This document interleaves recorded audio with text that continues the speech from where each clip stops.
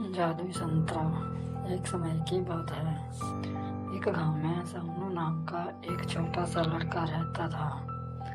उसे घूमने फिरने का और नई चीजें जानने का बड़ा शौक था। एक दिन जब वह जंगल में घूम रहा था तो उसे एक संतरे का जादुई पेड़ दिखाई देता है।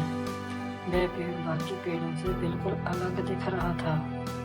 जब सोनू एक संतरे को चखता है तो उसे अपने अंदर भरपूर ऊर्जा महसूस होती है और उसका दिमाग पहले से बहुत तेज हो जाता है।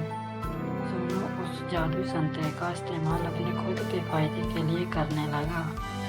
उसे हर चीज़ पहले ही पता चल जाता और हर कठिन से कठिन प्रश्नों का हल कर लेता था। दूर दूर से लोग उसकी प्रतिभा को देखने आते थे।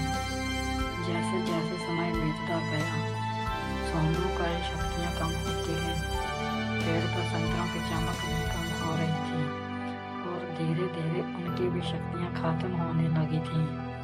जल्दी ही सोनू को ये एहसास होता है कि वह अपनी खुद की प्रतिभा को नज़रअंदाज करते हुए जादुई संतरे की शक्तियों पर बहुत ज़्यादा निर्भर हो गया है।